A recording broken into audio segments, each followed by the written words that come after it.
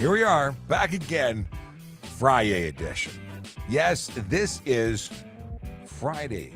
Oh my goodness, what day is it? It's the 4th of August. I can't get over how time flies. Do you know next week will be next week and it won't be? Anyway, we have a short week next week. So I'm only here 3 days next week, which is wild and unfortunate because that's less Ask a Traffic Cop for the whole world to enjoy. I am so happy to have you here. Yes. I don't know what inspired me to press that button or that button, but it's FriYay and we're celebrating, and we are currently broadcasting on a number of platforms, and the one you're watching on is the one you're on, but you have options. I love options. You have TikTok, YouTube, Twitch, LinkedIn, Facebook, Instagram, Kick, and X, formerly known as Twitter, which I don't know if I'll ever get used to, but you know, we're all about change and adapting, and yeah, that's where we are. We're going to be taking your questions, and how do you get us your questions? Well, you put them into the chat window and you hit send. That is how I see things. Now, if you are on Twitter or X or whatever you want to refer to it as, you can't actually ask us questions. So go to trafficcop.ca, use the link at the top, and that will take you to the YouTube page of today's episode. Easy peasy, lemon squeezy. What do I want to do here? I want to change the graphic. I don't want to tempt algorithms to look at logos. You never know what's going to happen. We've got M Shap, who is on TikTok, helping to transfer your questions from TikTok, which also doesn't work directly, but because we have the ability, we have the person power, we're cutting and pasting your questions over to the other side of the world, which is over to Restream, so we can see everything.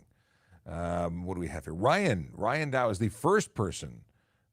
Let's see here. Okay, so if you don't know how things work, we go to your questions. We try and answer all your questions. It's my goal to get through as many questions a day as possible. But at 11 o'clock, we stop answering questions. Before I get into your questions, I said questions a lot in 30 seconds. I want to let everybody know about Vision Zero Enforcement Team. They are a dedicated group of officers who go out into the divisions throughout the city of Toronto, changing driver behavior one ticket at a time. They do this by, issuing tickets. They're enforcement. It's an enforcement team, Vision Zero Enforcement Team, VZET. And they focus on offenses that lead to serious injury and death: speeding, aggressive driving, distracted driving, and impaired driving. This fine FriYay, they're focusing their efforts on 52 Division and 41 Division. Those are the neighborhoods of Kensington, Chinatown, Bay Street Corridor, Dorset Park, Kennedy Park, Birchcliff, Cliffside, neighborhoods where real people live, work, and play and deserve to be safe. And if we were in your neighborhoods, you'd probably be very happy to hear about it. That's why we post an update every day on social media to let people who live in those neighborhoods know that we're there for them. We are there for them, and they can feel safe that day. But the next day, somebody else gets to feel safe. I'm kidding. Everyone should feel safe, knowing that police are in their neighborhoods trying to make it safer for everybody. And there are officers throughout the city that are doing this in their divisions all the time. The Vision Zero Enforcement Team just goes and augments the already good work being done by those officers. They're just trying to focus on the areas that need the most help. And they're led by intelligence. They're given information by our analysts to say, these are the places that need your attention. Go there. And that's what we do. Okay, now into the questions and answers and stuff. We're going to talk for, okay, we're going to start with a question. We're going to pop into, at the 10-minute mark, I want to, in 10 minutes, well, actually now in 8 minutes, we're going to talk about Ford driving skills for life, because we'll see what the updates are there. I will also be touching on employment for those who have been waiting since yesterday with questions for employment if you want to become a member of the Toronto Police Service. And then we'll take some more questions, and that's what we're going to do. And then we'll keep doing it. All right. So here's the question that Ryan has. With respect to your answer yesterday regarding your personal dash cam footage, there are plenty of instances where vehicles are ticketed or even towed and impounded without knowing who the driver is. Red light cameras, speed cameras, and parking. Okay, I'm glad you brought this up. So yes, the video that Ryan is referring to, which I can actually play right now if someone's interested in seeing. Let's do that. We'll put it up on the screen. And here we go. This video should really shock you. This is footage filmed in my vehicle. This is my dash camera. And what you're seeing is an aggressive driver. They're following too close, and that isn't shocking on its own. It's not legal, but it's not shocking. It's the maneuver they're about to do. This is the aggressive lane change to the right, the immediate cutting off of the vehicle on its left, and then when it gets better, it's the thread the needle between 18-wheelers. You don't have to play it again, but that is the video. So many people want to know why I didn't pull them over right then and there. People want to know why I didn't go to their house afterwards and charge them. And as Ryan mentions, red light cameras, speed cameras, and parking tickets can be issued without knowing who the driver is. But that's not for those charges. Red light cameras and speeding cameras work specifically on a special charge under the HTA that is written up to be owner responsibility. It's not written to the driver, it's written to the vehicle owner. And it's determined that no points will be issued in those. It is specific as a response for traffic safety areas, community safety zones. This doesn't apply here. We need to see a driver. We need to identify exactly who is driving, not maybe who is driving, in order to issue a ticket to the driver, because the charges that it would lay, which could include criminal dangerous driving, stunt driving, or careless driving, or all of them, that would be for a driver. And then in terms of parking is just a whole different situation. It's an offense that is owner responsibility by nature. But I hope that answers your question, Ryan. I appreciate you asking it. It really is a good one. And actually, I see it was cut off. What is this? Police are coming to people's homes demanding breathalyzers. That's impaired driving. That's still a different situation. I see that. So I'm going back and looking. There was more verbiage that wasn't shown on screen. Okay. So he's alleging that there is that it's arbitrary and ineffectual. I can't get into that. That's beyond the conversation, the scope of our conversation. So this is very specific. The elements of an offense that are required: time, date, location. It needs to have an identity of the driver for the charges that I would lay. And Stephen Bell says, "Good morning." Leo Wife, who is M Shap on the other platforms, says, "Good morning." Okay. We have a question from TikTok. If you run a red light camera and you also get pulled over by police, could you get 2 tickets? Technically, yes. Now, generally, we wouldn't spend time doing red light enforcement where a red light camera already is. We assume that you're going to be caught by those. But if we happen to be there and we happen to see it, it's a good reason to investigate somebody, because red light running is often something that leads to impaired driving or many other offenses.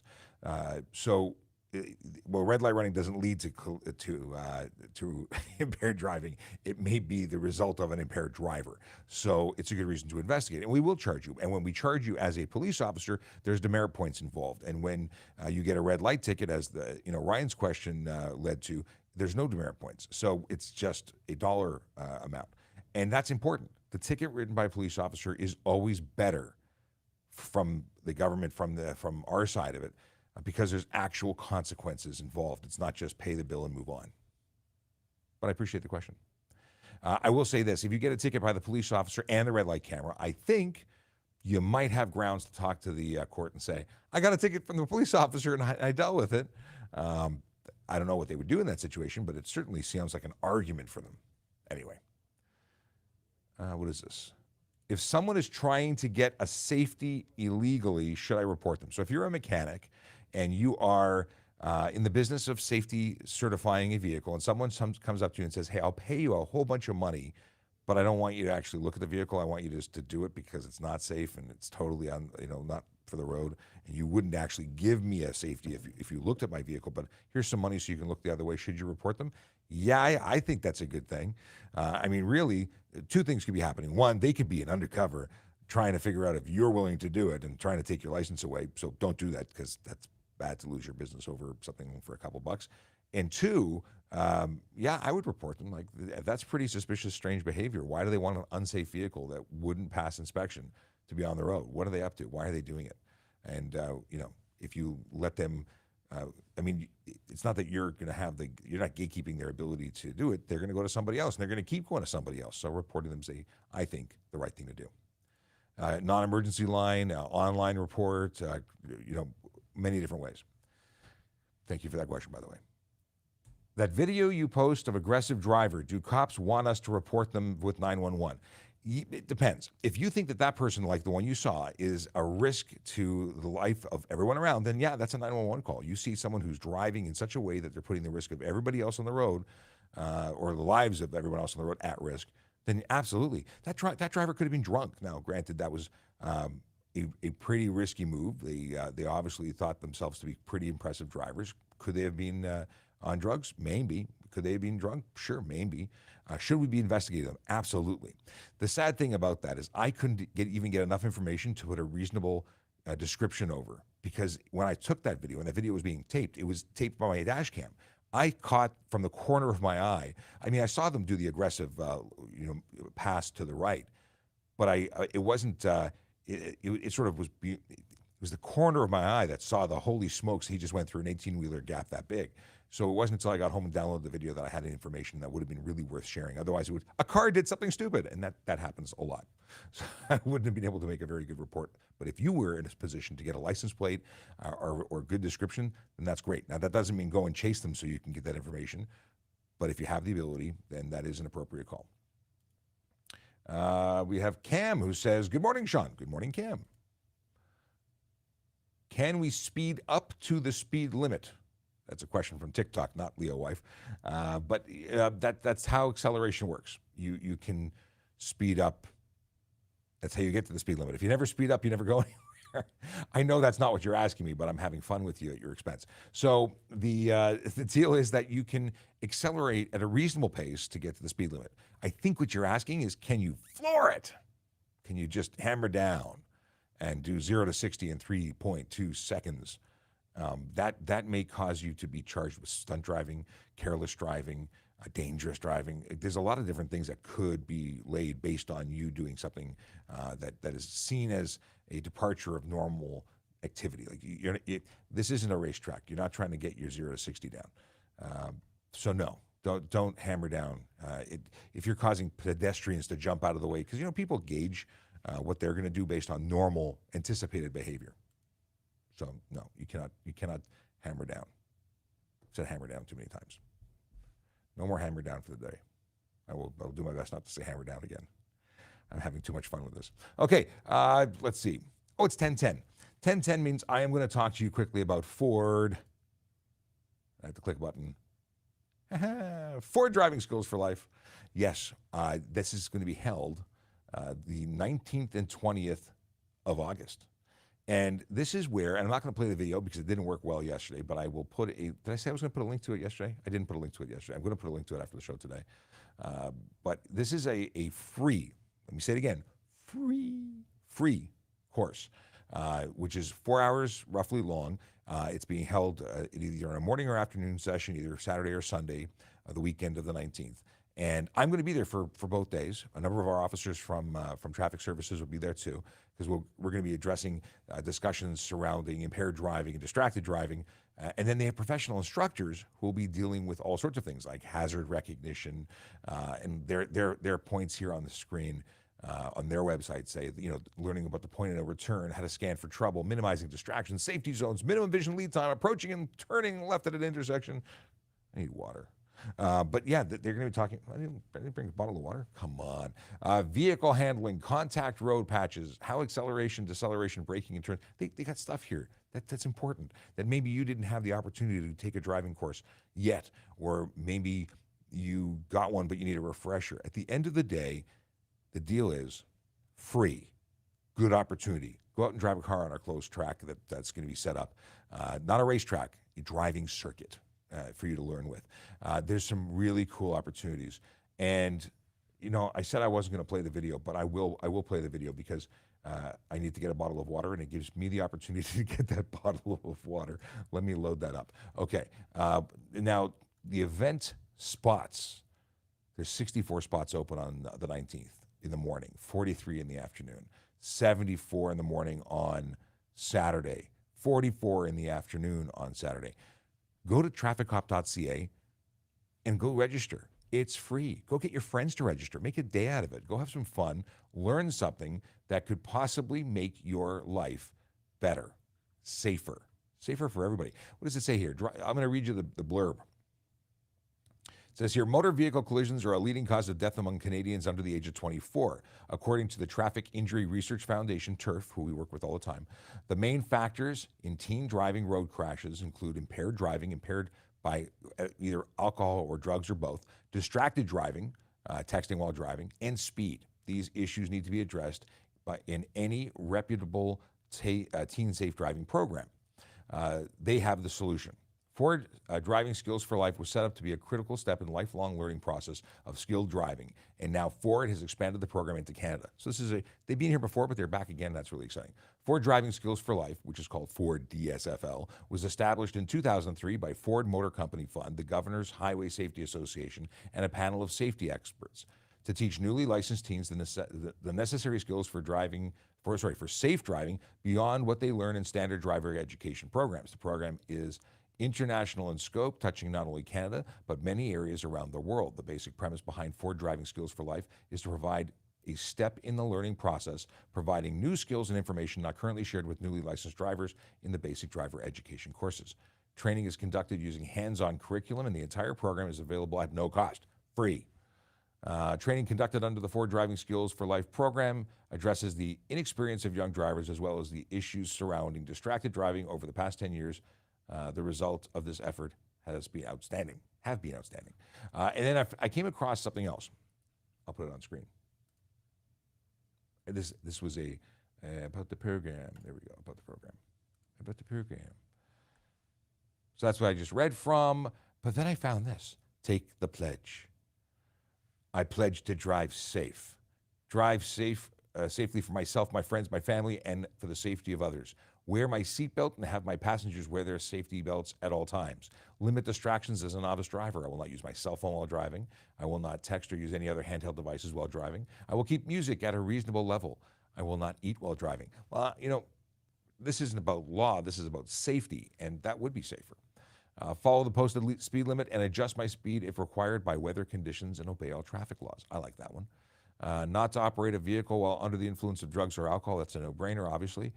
Never have too many passengers in my vehicle. Yeah, you can only have the number that you are permitted to have, like the number of seatbelts that are in the vehicle. That's how many people you can have. Speak up each time I ride with friends and feel unsafe. I pledge to be a safe driver. Number of pledge, only 12,936. We can do better. Please go make the pledge. Doesn't matter if you're a teen or not. Make the pledge. Assuming you believe in this stuff, which I hope you do. If you want to register, it's easy to do on the website. All you got to do is go there and do it. Okay, I think I have spoken enough. Let me, at least for a few moments. I'm going to get water because I need it badly, and I'm going to play this video for the few minutes that I'm getting water.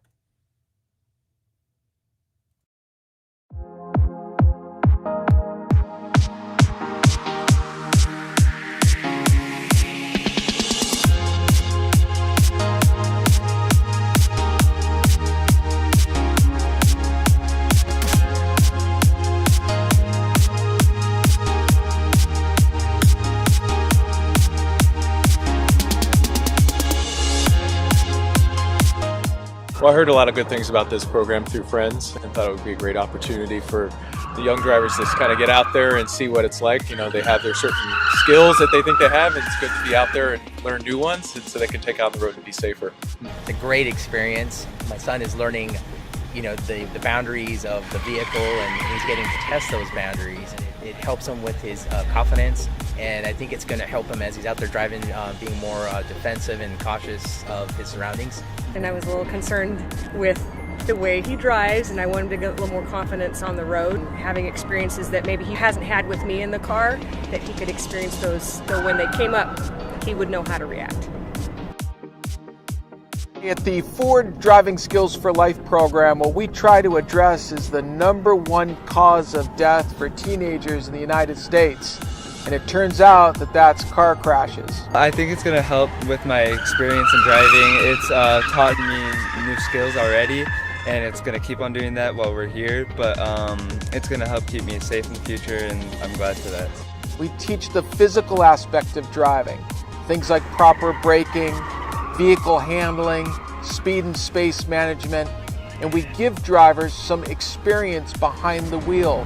What's better than most driver ed, it's completely hands-on, which is nice. And with Ford offering the 4 different scenarios, made a huge improvement for my daughter learning to drive.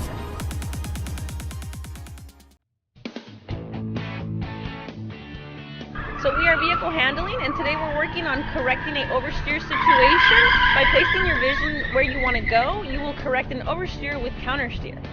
Felt really weird because I lost control of the car, but it was kind of cool to learn how to regain control of the car. I thought I was just going to drive around, but this is really cool.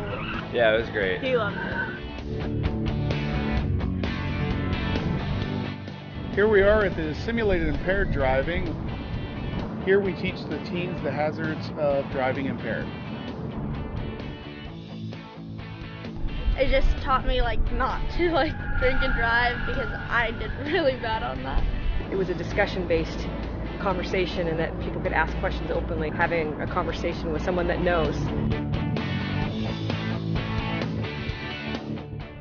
This is our hazard recognition exercise. It helps teens to know how to react to an emergency situation on the highway. I think that's super helpful for when there's a crash or something in front of you.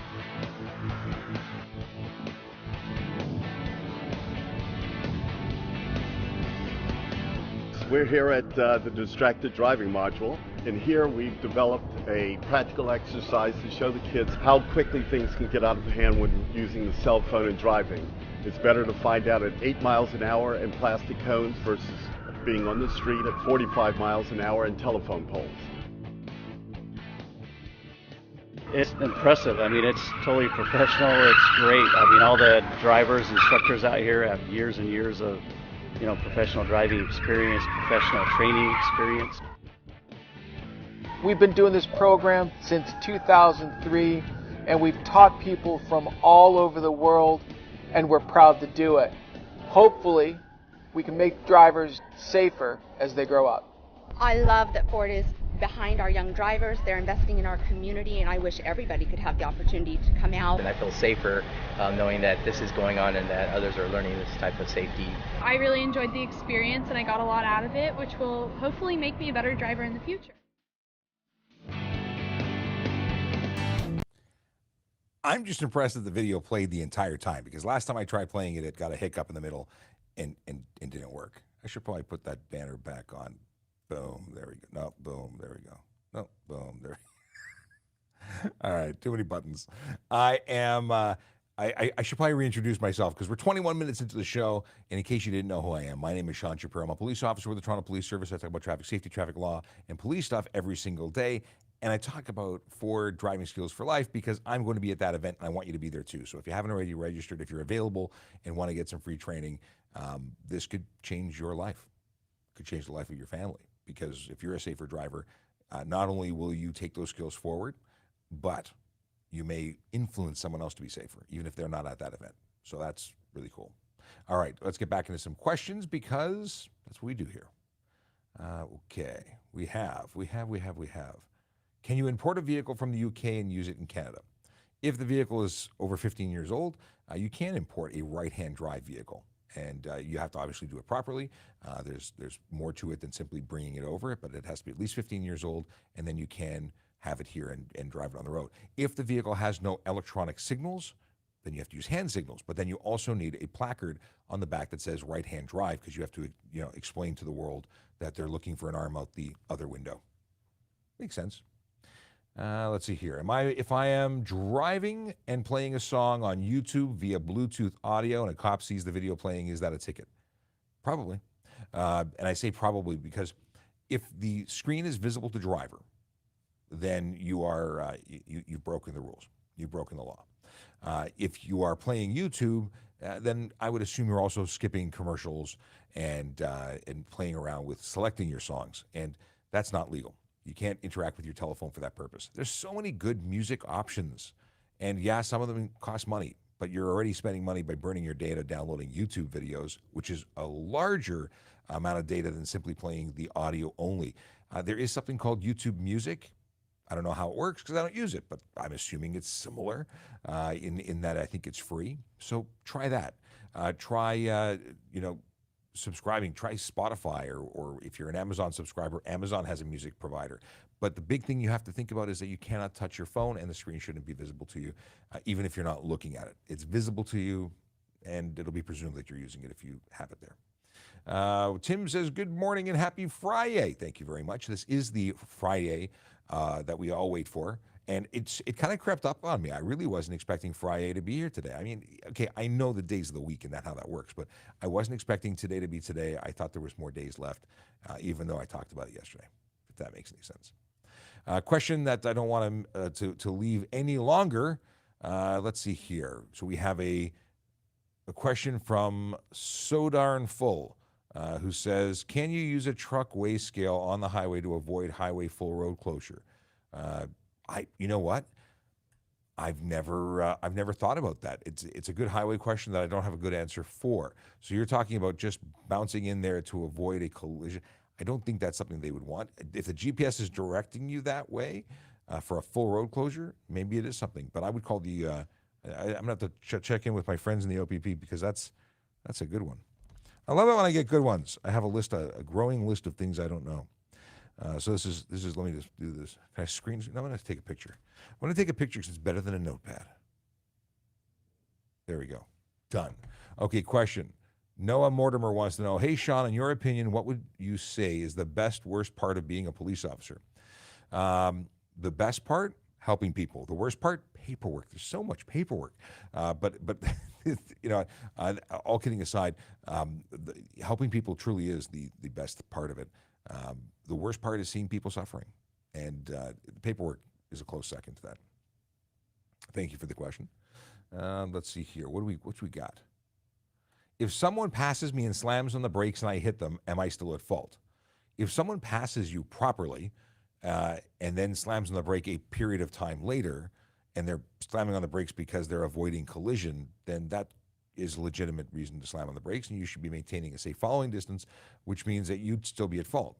If someone slams on the brakes immediately upon entering the lane, and they do that because they're doing a brake check or there's something up, they're likely at fault, but they could be also charged for criminal offense of dangerous driving because there's an intention to do it. But there's more to it, and it's harder to prove. So what do you need to do? Get a dash cam. Get any kind of, it doesn't matter if it's a $10 Amazon special or an expensive job like I have, because there's no witness to what you saw. And if you saw someone do something that looks like it was intentional, you may have a case, but you need evidence to prove it. Simply saying that person cut me off may not be sufficient. So, yeah. Okay. With a regular traffic stop, have you ever had your gun drawn or in a gunfight before? No, I have never had to draw my firearm for the purposes of actually conducting a traffic stop. I've never been involved in a gunpoint, or I've had to stand at a door because there was a barricaded suspect, and I pointed a gun at a door for a very long time, but it was not. That's the only time I can remember doing that. And I've drawn my firearm to clear buildings in alarm response calls, but I've never been involved in a situation where I've actually had to have a takedown or discharge my firearm in a line of duty. On the range, lots of times, but not anywhere else. Dieter Singh says, hey, what are the laws in Ontario for dirt bike, adult-sized, non-electric, without needing to register it? So you can buy an off-road motorcycle, and if you have private property that you want to operate it on, you don't need to register it. I believe it has to be registered to be on public trails, and obviously can't drive them on the road. So you're talking about a motorcycle, non-electric. And regardless if it's adult size or child size, a motorcycle is a motorcycle, and it's only permitted on, if not registered, private property that you have permission to be on, or you own yourself, thus permission. Why are red light camera tickets so expensive? They are double the regular fine because they're in community safety zones, I believe. Am I correct in that? Am I making that up? Wait, $325. Maybe it's just speed cameras that are double. Because I'm referring to the remnants of the conversation I had at TPS Traffic Jam, which is our podcast. If you go to tpstrafficjam.traffichop.ca, it'll take you right to the page for the podcast. You can listen to the one with the automated enforcement team because they are the people. It's not a Toronto. The red light cameras and speed cameras are not Toronto police operated. These are City of Toronto operated programs. Okay, red light.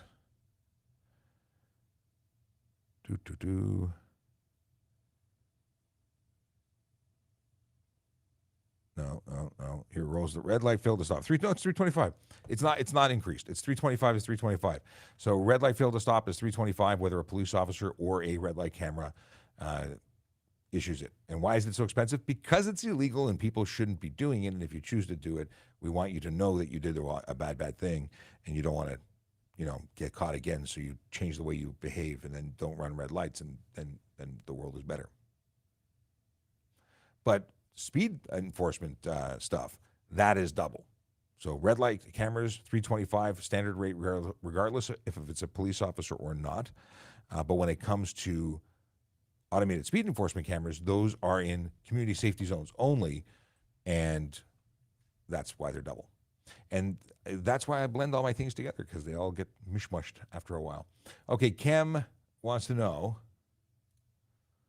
if someone not carrying insurance and got tickets, how long will it stay on record? So driving with no insurance, or do you mean not carrying the insurance paper, the proof of insurance? Because on your driving record, the offense will stay on if you've been convicted for 3 years from the date of conviction, and that's it. That it comes off your current section, your current record. If you're driving without insurance, that's under the Compulsory Automobile Insurance Act. I would assume it's a similar timing, but we always see it forever. Like the police and the government will see it forever. But insurance companies, that's part of their current record. They only see it in the last 3 years. What happens if I have dark tint of 6%? 6%. Now, 6% means that 74% of 94%, math bad, 74, normally it's 30 and 70. So anyway, 30% is the maximum you're legally capable of being certified to be on the road for. Still not legal if it prevents the police to be able to see inside the vehicle, but that's a different story. But if you have 6%, that means that 94% is blocking, and that means that you're an unsafe vehicle, and your vehicle can be pulled off the road for unsafe. Actually, there's two ways to go. You can get a $110 ticket for your side windows, a $110 ticket for your windshield, for being able to, for obscuring it both interior and out and externally. So blocking your view out and blocking your view in. So there's technically 4 tickets there, plus drive unsafe motor vehicle, plus remove your plates, get a tow truck to take it to the shop or home, and then you have to apply for your plates again and then get a certification before you can apply to have it back on the road. So yeah, don't do that. Bad idea. Is the front ticket, one second here. Is the front tint ticket liable if the police officer doesn't measure the tint? We do not need to measure the tint. You cannot have any tint on your front windshield. None. So if you tint the front window and we didn't measure it, well, we don't measure it. It's not part of the act. It's not part of the offense measuring. It's not allowed to be there at all, zero zilch. In fact, not only would having any tint on your windshield be illegal from the perspective of obscuring and blocking your vision, but it's also unsafe motor vehicle because you cannot certify a vehicle with tint on your windshield, thus you lose your license plates and so on. If you just got a ticket and you didn't get your plates pulled, I would thank that officer because they were kind to you, and they've afforded you the opportunity that I would not have. I've had people pull the tint off of their windshield at the side of the road to avoid being towed, though. So if they're in a good mood and they do that for you, they're being nice. Can we use Road Watch to report aggressive driving? I don't know what Road Watch is. What is Road Watch? Now I got to Google it. Road Watch, everybody Road Watch. Is there a song? Road Watch. I'm Googling it. File a Road Watch complaint. Road Watch home. Let's check it out. Road Watch. Watching the road when you need it most. I have no idea what this is. Sensors, data conversion, accessories, calibration. Come on, what is this? Okay, obviously I need to do some research because I've never seen this before. Field calibration, moto mirror. Is that truck device? Road Watch. Okay, I don't know nothing about this, but I am now on their website, so I'm going to check it out. I'm assuming that I'm on the website that you're talking about. It's a product? I don't know. Let me know what this is. Send me a link or something. I want to know more. Question from TikTok. What division do you work at? I work at Traffic Services. It's a citywide traffic unit for the City of Toronto. I work specifically in the Traffic Safety Programs Office, and we not only handle media relations and social media, but we also handle education for both internal and external members. So we educate police officers on new laws and changing events that apply to our jobs as police officers. We also train the public and teach the public, which is one of the mediums. That's what we're doing now, explaining things. So we also create traffic safety programs. Oddly enough, we're called traffic safety programs. We create traffic safety programs and initiatives to make roads safer through education and stuff and things. And that's the technical term, is stuff and things. Am I allowed to stop in a loading zone? Are you loading? Is that why you're stopping? If you're loading, it's a loading zone, so you can be in a loading zone. That's pretty much how I think it works. I'm not a parking enforcement officer. I am not a learned parking person. Erin is busy on the road. Otherwise, I'd call her and ask her for a breakdown on that. But maybe we can look at Toronto parking, because I'm sure you need the answer now, because you're probably waiting to pull in there, and you're safely parked in another area. Let's see here, loading zone. Parking regulations. Parking machines and commercial loading zones. There's a PDF, and oddly enough, I'm downloading it. Why? Because there we go, it's opening. Isn't this fun?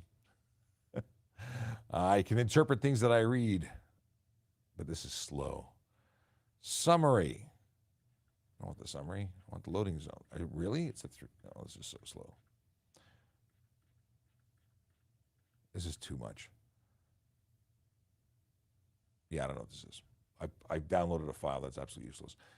Send me a DM or send me a thing. I'll have to get back to you. And I do get messages. I do respond to messages. So if you go to if you hit the link in trafficcop.ca that says send me a message, send me that message, and we'll be able to respond to you.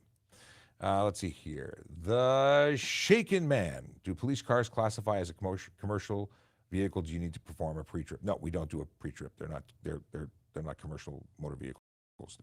They don't fall under it, even though they're owned by a company. But no, we've done no pre-trips. In response to my question, hold on a second. In response to my question, the driver has illegal tinted front windshields, wants a safety anyway. So this is the mechanic person who wants us. Yeah, you can't certify a vehicle that has illegal front tinted windows, because that's a requirement of the safety certification. So you'd lose or you could lose your ability to write safeties if you are safetying those vehicles. So yeah, I'd report them. Boom, boom, boom. Zombie says, look. And Zombie wants to take that course. Too bad I'm so far. It is, you know what? I don't know how far you are, but it is something worthy of your time. Maybe a drive, maybe a weekend trip to Toronto. Okay, Radek says, if a 16-year-old driver with a G1 is caught speeding in excess of 150 kilometers an hour and is arrested, is it necessary to bring them to the station, or can they be released to their guardians at the scene? A G1, so first of all, a G1 who is not only in excess of 150, but is also driving unaccompanied, so they got a whole bunch of charges. How are we going to release them? Their car is being towed and impounded. Where are we going to release them to? They're not arrested and put into a car and taken away, but we're going to get them off the highway some way. If they're 16, we don't have to deliver them to their parents, but they're not going to be held in custody. It's not. This is they're going to be released on that ticket. Is it common for what is this? Is it common for a significant amount of rocks to fall off a gravel or dump truck on the highway, resulting in minor damage to other vehicles? I once had a rock come into my vehicle through the open passenger side window. Luckily, no one was hurt. No kidding. And discuss whether these types of trucks throwing debris all over the road is legal, and why is it so prevalent? And further, why is there no enforcement? There is enforcement. We have a commercial motor vehicle team. They go out and inspect vehicles all the time. They are required to secure their load. There was one that one of the members of the team was telling me about last week, that every time they went over a bump, they were like dumping sludge all over the highway. They were taken out of service. Like, these vehicles cannot. They had to. One of the hinges wasn't attached. Like, someone had to come in and do work on the vehicle in order to let it leave. But anyway, we are diligently looking for these vehicles, but we can't be everywhere. The big thing, people always say, why are there no cops? You know, I've never seen anyone get pulled over for that. Well, because you saw it doesn't mean we were there to see it. If we were there to see it, you probably would have seen it being actioned, but we weren't there when you were there, and we were off somewhere else doing something else. I get it. It's just, it always, there's never a cop when you need one. Because the cop's being somewhere where somebody else needs them. We don't have enough cops. That's the truth. Big Jeff Fresh says, good morning, happy Friday. Can't wait to watch Guardians of the Galaxy 3 tonight, finally on Disney+. Yes, that's my plan. I too wish to watch Galaxy 3 on Disney+ tonight. I've been waiting for it. Wasn't it August 2nd? I thought it came out on August 2nd. Today's the 4th. Wasn't it? Anyway. Good morning, sir. Does a police officer need to calibrate the breathalyzer in their vehicle daily? Well, it's not in their vehicle. We don't leave them there. They're a handheld unit. They are checked by our breath coordinators and ensured to be in working order regularly. They won't work if they go beyond the expiry over the period of time that they're permitted to be in operation between those calibrations. We don't, as officers, calibrate. We confirm and check that they're working properly based on the manufacturer's guidelines and our service policies. So we will take it out and test it to ensure that it is operating, that the self-checks work, that it recognizes a breath sample, and that it's giving a 0. So yeah, we check it before taking it out every time. But it's not a calibration per se. What do we do? Who's in charge of enforcing drone rules and regulations? Who's responsible for it? I forget what the organization is called, but it's basically Aviation Canada. But we can act in relation to those things because we'll get complaints about people doing silly things with their drones, and we'll get calls that require police to attend. And but who's actually responsible for it? I don't know. I've never seen an email saying thou art now the administrator of all regulation. Like I don't know who's. Do we have any full-time drone police? But there are. I'm pretty sure we can lay charges in relation to just about anything. Raddick says, or asks, if projecting aftermarket lights on a vehicle is illegal, in your opinion, should vehicles that advertise with huge LCD displays on the sides and roof tops be allowed? I think that's a great question. I've actually had this discussion with people before, and it depends on. This is where we get into projection versus ambient light, or because obviously any light is projecting. The way that you see my phone is through projecting, but it has to be a headlight over 300 lumens technically to be a headlight. And can you spill any light? Like, it's all interpretation, and it may be something that has been followed up on and could be legal or illegal, and the courts may support or not support. And I don't like the idea of the billboards blinding people, like bright light at night on the roads. It's not cool. But I don't have a definitive answer at this point. I think that's a safe statement. Which camera am I personally using? Can you provide a link as possible? I can tell you it's called the U1000. It's made by ThinkWare. I did a lot of research before buying it. I think it was a good choice. There's new technology coming out all the time. Mine was kind of pricey, and mine is also a fairly dated unit. There might be better stuff available. So really the advice I would give you is do two things. Research everything available and then make the best choice you can for the budget you have. Because I think mine was over $500 on sale. I think it's like $600, and that's not even all the options. Like, there's a radar unit available so that it can trigger an incident if somebody walks close to the vehicle. I didn't buy that. I got the front and rear camera basic kit, and I think it was the good way to go. I'm getting good footage out of it, but I'm still disappointed that it's not better. I want it to be like crystal clear, like the kind of stuff that spy satellites get, that can count pimples from the moon. I want that. Adam says, let's try here. What are you trying? Hi, Adam. If someone changes lanes, what is this? If someone changes lanes but hits me because I'm in their blind spot, who's at fault? they are. You shouldn't stay in their blind spot because that's a bad place to hang out, knowing that people can't see you because that's the blind spot. It's part of, the education when you take a driving course. But everyone is responsible for the movement of their vehicle, and if they're changing lanes without ensuring that the place that they're going into is safe for them to go into, well, they're responsible. That's what shoulder checks are. Blind spots are when you don't check your shoulder. Blind spots are when you rely on your mirrors. It's not a blind spot if you turn your head around and actually look out the window and use your mirror properly. But that comes with training. But they are totally responsible for making a lane change into somebody else. Akela has confirmed and says that Guardians 3 is a good movie. Good. And why are cars considered loud but not motorcycles? If you can keep a secret, motorcycles are also considered loud. We enforce all of it, even if you haven't seen it happen. But here's the thing. Motorcycles will be louder than a car in most cases. Now, I have a Honda. It's quiet. Sounds like an egg beater, unless I rip it open, which is bad because you're not supposed to do that.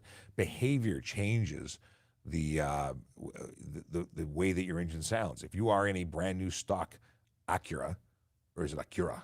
Acura? Somebody correct me. The deal is that the vehicle stock, you don't even hear it on. But if you hammer down, you redline it, you're going to hear noise, whether it be exhaust or engine. Unnecessary noise is based on the fact that it's unnecessary. If your vehicle is compliant, and most vehicles out of the factory are going to be compliant, well then its normal safe operation shouldn't be causing unnecessary noise. Will a V12 make more noise than a V4? Yeah, generally speaking, yes. And is that okay? Generally speaking, yes. It's expected. It's understandable.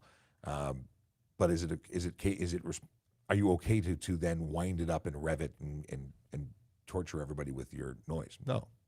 Okay, here's Adam's question.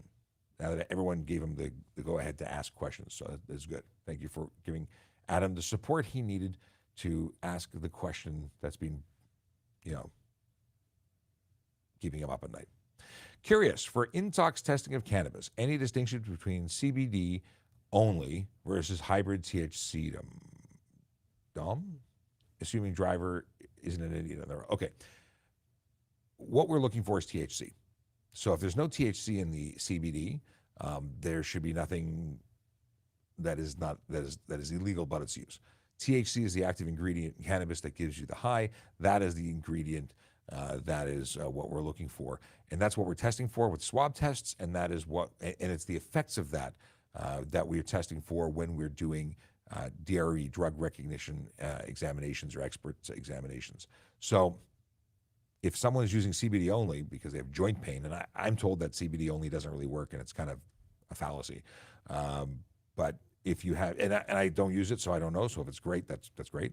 But if it's the hybrid THC with or it's the CBD with THC, and it's the active ingredient that actually causes pain to go away, well, that would be something you couldn't drive with. E-bikes, do you need a license? Oh, thank you for opening up this deep cavern of. I have such an issue with e-bikes that are illegal. So the answer is it depends.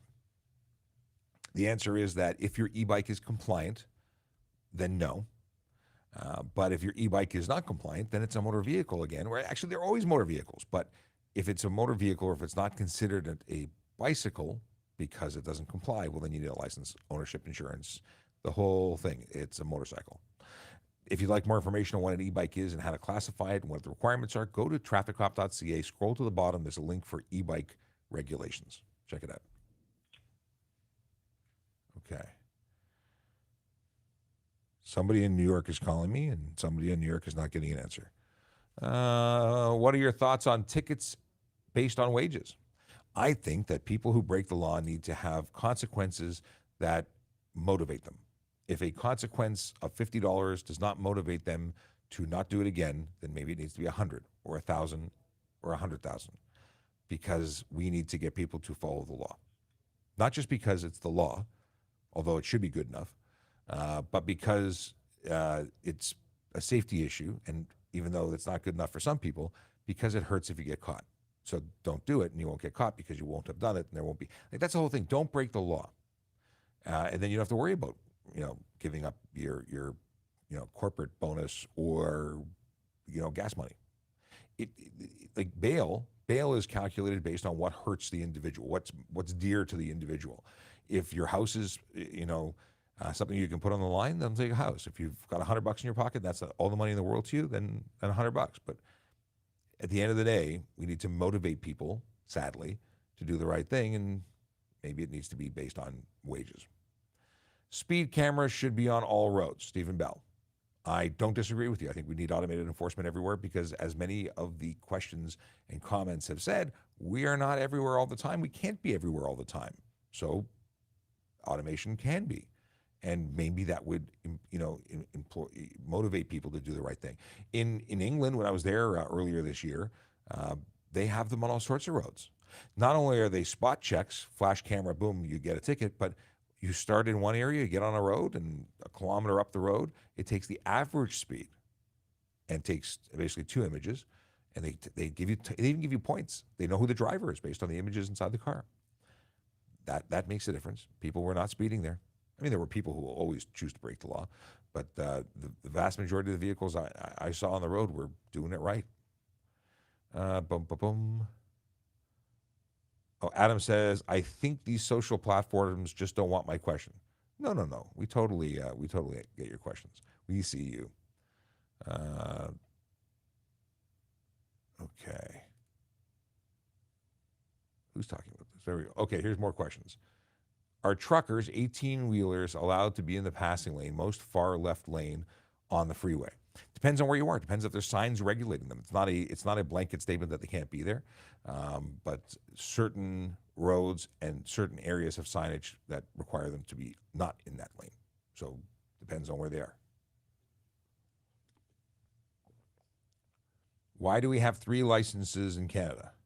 We don't. We have a learner's permit, a probationary license, and a full license. It's a system that allows us to ensure that people get more experience, or it's supposed to make sure they ensure. It's supposed to make sure that people get more experience before being left on their own. At any point, or at each point, it should be opportunities to find people who can be identified as not being a good driver. I think we actually need stricter rules and testing. I think we need be more like Europe in that regard. They have far better drivers in Europe. It's a much more intense. We're giving people licenses that don't deserve them here. And if you're one of those people that just barely passed, I'm talking to you. If you just barely passed the easy testing that we have here, I'm glad that you can drive. It's very freeing, but maybe you weren't supposed to drive. Maybe somebody should be investing in more training to be a better driver. There's a lot of people who are causing a lot of destruction on the roads, whether it be driving into things or other people. It's not something. Driving is inherently dangerous, and maybe not everybody should be able to do it. It's a big responsibility. I know I'm such a meanie when I say these things. Is it legal to go to an off-road track on a dirt bike that's 5 minutes away from me on road? It's illegal for you to drive an off-road only motocross bike, a dirt bike, a gas-powered motor vehicle that is off-road only. It's illegal for you to operate it on the road at all. So if it's 5 minutes on the road or 10 minutes on the road or 1 minute on the road, if you're on the road, you're breaking the law. And you're driving uninsured, and all sorts of wonderful charges are coming your way if you get caught. You trailer it to that or walk it, but you cannot operate it on the road. What are the fines if a twin drove on their sibling's license? They're driving with no license. They're impersonating somebody else. If they surrendered a document, there's one about it's an identity charge. But I've pulled up, not twins, but I pulled over someone who gave their information as though they were their brother. And then I informed them that their license was suspended. They said, I can't believe my brother let his license get suspended. The person that I had actually pulled over, who was under the influence of alcohol, had never been licensed before. And they were doing just that. So they got a bunch of charges. Can you ever stop on the left if stopped by the police? Yeah, because the rules say closest curb or edge of roadway. And if you're in a 3-lane freeway and the closest lane is the left, you could technically go to that shoulder. We generally want you to pull over to the right. just for safety, it's the right way to do it. Yeah, generally we want you to do that. So we will likely give you direction, or if you try and stop there, we'll wave you. So pay attention to your mirrors when you see lights, because we're very often giving you direction. Did you notice an increase with pileups involving commercial motor vehicles after they banned CB? No, I've not seen. I don't track that, so I wouldn't know. I have no frame of reference. Are you allowed to use any? Oh, are you allowed to use any color for fog lights and headlights, or headlight bulbs and or fog lights? You can use white and you can use yellow. Those are the only two legal in the province of Ontario. What are the fines for going 180 kilometers an hour with no lights on at nighttime? Improper headlights for one, stunt driving for two, possibly criminal dangerous because you're really silly. So you might get yourself arrested. It's why? Why would anyone do that? Yeah, I'm going to stop responding to you because otherwise I'll get rude and get in trouble because it's a silly question. Do you have to give your name to a cop in Canada if you've done nothing wrong? Well, it doesn't mean that you, so yes. First of all, if you're operating a motor vehicle, you must provide identification upon demand for a reasonable inspection of a police officer. You're behind the wheel of a car, there's no question. If you're being investigated by a police officer anywhere at any time for an offense, then yeah, because if you choose not to, whether you believe you've done something wrong or not, you can get arrested for not identifying because you're impeding an investigation. If you think it's wrong for them to ask you for that stuff, give them the information, and then don't fight with them at the side of the road, as many of these auditors do. Get their badge number and complain to their supervisor, and call the OIPRD and make a complaint. There are ways of doing it which don't end up with you getting into big trouble and charges. But if you think that you're wrong, you have an avenue to complain. Boom, boom, boom. Okay. Dad joke. I'm saving this for just a little bit from now because we're getting close to the end. If you're turning left at the intersection, how far into the intersection can you go? So you want to stack the intersection, get ready. You can't be so far in that you're blocking left turns from the opposing traffic. You're allowed to move into the intersection. I've never measured it.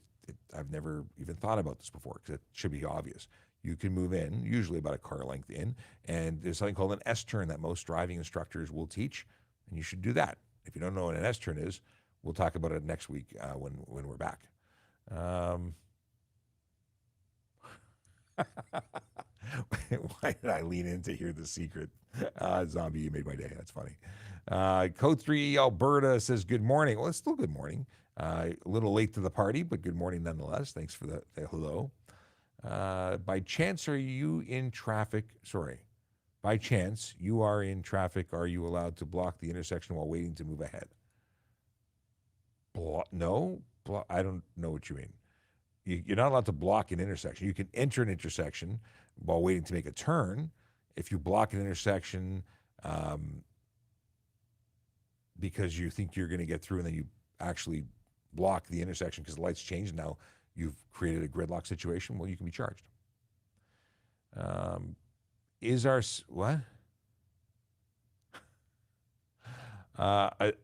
Okay, can I drive with my Velociraptor costume on?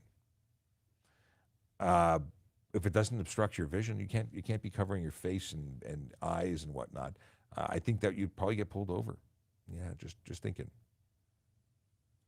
Is a Ninja 650 ABS KRT legal in Toronto? I don't know what that is. I'd love to say I know what that is, but I don't know what that is. And it's too many acronyms. Let's see. Let's see what this is. Ninja ABS KRT. Ninja 400 ABS KRT edition. Well, I don't know why this wouldn't be 2020 400. I don't know what this is. Is it not street legal? Is it a track only bike? Yeah, I assuming it is legal and not a track bike. It looks like it's got headlights. Looks like it's got mirrors. I would assume it's legal if you can. It's not a Toronto thing. It's a province thing. If it's legal for sale and can be plated in the province of Ontario, it's good. What is the question here? I I'm assuming this is lane splitting. Sean, on a major highway and stopped, can motorcycle driver drive between motorcycle rider go between cars? No. No, that's lane splitting. That's careless, stunt, or dangerous driving, depending on the observations of an officer.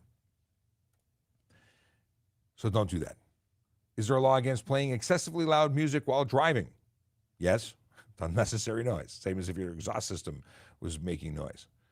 Adam follows up and says, thanks, Leo, wife, and Sean. I appreciate the clarification. It has been a point of contention and kept being told that doesn't matter. Cannabis is cannabis. Cool. Silly questions. Okay, that one's silly because it's repeated. Mohan Prasad has a question, and he believes it's tricky. Oh, okay. Let's have a look. So there's a person on my Facebook account who drives their car and records himself driving on the 401 and many other roads. How can the police nab this person and hand them a ticket? Well, they may have already been charged because the deal is that the police have been charging people for doing this for a while now. If we can substantiate daytime location, identity, and such, we will come and charge you based on the video, and sometimes based on investigations subsequent to videos like that. So, yeah. I thank the people for the videos. How do I deal with a neighbor who's throwing garbage on my car and nails and screws on my driveway? First of all, invest in a video camera. Video surveillance is a really great thing. I got cameras all over my house, inside and out. It's a great thing to do for the safety and security of my family and my property. I do that. You should do that too. It's not even that expensive anymore. You can get stuff like for a couple $100. You can do it. You don't have to necessarily. Anyway, there's lots of technology. This isn't a tech channel, but there's lots of technology available to do this. You want to get that evidence, you want to call police. You make a report, and how do you know it's the neighbor, right? That's why you need the video evidence. But definitely that is something not allowed. But don't engage the neighbor. If they're doing this, going and saying, hey, stop doing this might escalate things. In fact, even calling the police might escalate them. But you want to do it with the police where there's a record of the events as opposed to trying to go and deal with it directly, because obviously this person is having some problems. Why are secondary highway posted 80 when all other provinces it's 100? Well, every highway is, every road is a highway. So I don't know what you mean. There's like Highway 7, in most places it's 80, unless signed otherwise. I don't know what other provinces do, but our rules are our rules, and their rules are their rules. And they can do what they want, we can do what we want. That's what apparently we want.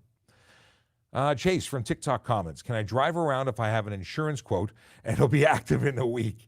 I've charged people for this.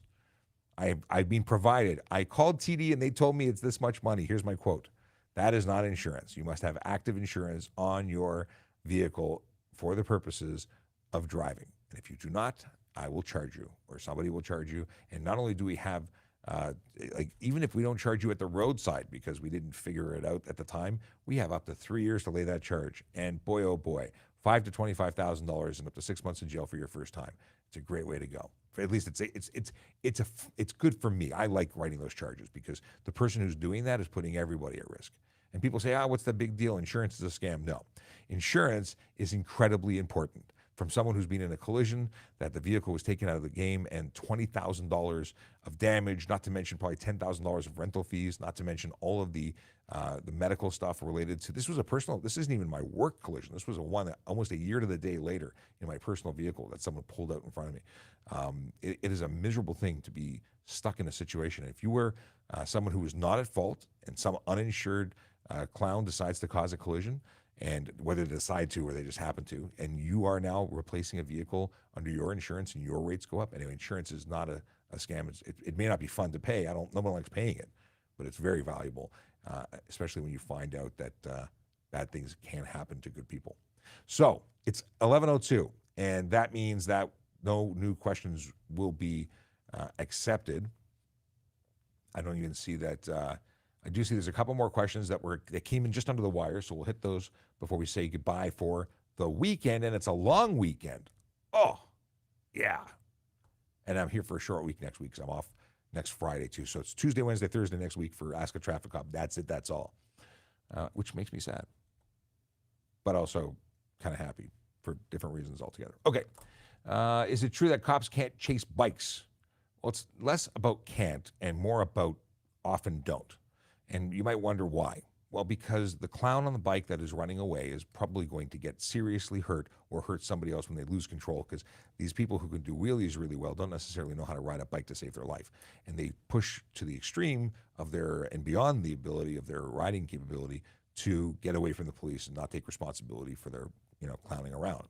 So we do other things to catch them, and we do catch them. And if you haven't been caught yet, and somebody who's one of these people, their days are numbered. We will continue to work to build investigations to catch them, and it's not just, we don't just give it go away. We work very hard, and it's very rewarding when these people get charged. But anyway, we don't chase them because they usually kill themselves, and we don't need to put others at risk. Can we chase them? Well, it depends on why we're chasing them. But yes and no at the same time. Depends. That's what depends is. Depends. It's yes and no at the same time. If a passenger had a license suspended, but they're in an emergency, let's start this again. If the passenger had a license suspended, but there's an emergency with the driver, can I move the car? I'm assuming this means that you don't have a license. Is that what you're asking? Like a G1, can you move the car, but the supervising driver is suspended? Or are you a suspended driver, but there's an emergency, can you move the car? A suspended driver cannot move the car at all, period. Obviously, they're going to do whatever they're going to do, but legally they cannot. If you are a G1 driver and the passenger is suspended, they cannot supervise you because you need to have a valid licensed driver beside you. What is this? If you have a hole in your catalytic converter and it makes your car loud, will police give you a ticket? Yeah. Your catalytic, it's like saying if I have a muffler that rusted and fell off, can I get a ticket for no muffler? I mean, I didn't. Yeah, you have to keep your vehicle in good working order. If an off-duty cop sees someone speeding and driving reckless, can they report it to the station? Yes. And more often than not, that's exactly what we do. Occasionally, they're so fast that we don't get their information. As off-duty officers, we don't have that supersonic night mode camera system in our cars. Our actually issued vehicles, the cameras in our cars can do much more than what my personal dash cam can do. But we would absolutely call it, and we want to be the best witness we can be to help get those drivers off the road and ensure that they never drive again, because those people are putting lives at risk and don't deserve to be able to drive. Driving is a privilege, not a right. Life is a highway. Yes. If life is a highway, then the soul is just a car. Okay. Okay. Oh, this is where we're nearly done the day. We're nearly done. Yeah, I was told by an insurance advisor that I can drive a car without insurance if I already have insurance on my other car. Is this true? I don't know what they were on when they told you that, but that is not true. Each vehicle must be insured individually and covered by an insurance company in order to be operated on the road in Ontario. Maybe you're somewhere else, but in Ontario, each and every vehicle on the road must be insured, period. No ifs, ands, or buts. I'd love to figure out how they justify that, but yeah, no. George has a question. No, George doesn't have a question. George says, have a great weekend, Sean. Thanks very much, George. Kayla says he's got the info for the end of the show. Don't have a good weekend. Have a great long weekend. Stay safe and remember. Yes, totally read that incorrectly, but thank you very much. This is the end of the show. FriYay. Oh, wait. It's not the end of the show. Why is it not the end of the show? Because Zombie brought a dad joke, and I have to read it. How do you keep warm in a cold room? You go to the corner. It's always 90 degrees. I like that, actually. And then we have the August 4th, the Friday joke. I had to bury my batteries. They were dead. That's not bad. The weekend one, we'll leave the Monday one for Tuesday. Maybe we'll do a double one there. But here, the Saturday, Sunday joke. I invented a rocking chair wheelchair hybrid. It's called rock and roll. I don't think that's a good one. What do cheerleaders eat for breakfast? Cheerios. That's now the weekend. Have a great weekend, everybody. See you Tuesday. Tuesday, long weekend. Yellow light, red light, green light, go. Driving safely helps the traffic flow. Watch for pedestrians, look out for bikes, and don't drive like a jerk that no one likes. Yellow light, red light, green light, go. Driving safely is the way to go. Put down your cell phone, nobody needs you to text and drive on the DVP. Yellow light, red light, green light, go. Stop at stop signs, look both ways, then go. Seatbelt save your life indeed, and watch your driving, don't speed. Yellow light, red light, green light, go. Driving safely is the way to go. Don't drink and drive or smoke some weed, because you might go to jail and not get free. Yellow light, red light, green light, go. Driving safely helps the traffic flow. And for everyone who predicted that I'd be back after the song, you were right. I want to go back and just address that Sodan Full had asked a question that I ignored because I didn't notice until now. Have you ever given a ticket to a kid riding a bicycle for not wearing a helmet? I have never, but I have had conversations with them and their parents about the need and importance of helmets. I think everyone who riding a bicycle, regardless of age, should wear one. I wish it were law for all. Noah Mortimer says, speaking of dash cams, what is the best way to provide footage to police? Is it preferred to be emailed or in the actual SD card handed over at the scene of a collision? At the scene of a collision, the SD card would be the best. We put it into to evidence, and it just flows with the case. It is also acceptable to email it to us. A link from Dropbox or a file from YouTube would be great. From there, we can get that video, but Dropbox is probably the best. Our online report system, regardless of a collision, an online report system where you're making neighborhood complaints about driving, you can do that, but it doesn't accept video files. So that's, again, a link to a Dropbox would be ideal, or the equivalent. And then I say goodbye for real. Have a great weekend. So drive sober, drive safe, park legally, and have a lot of fun, because this is it winding down the summer? Is this a scary, scary truth that summer won't be here forever? That's depressing. See you later, guys and girls and people. Have fun talking.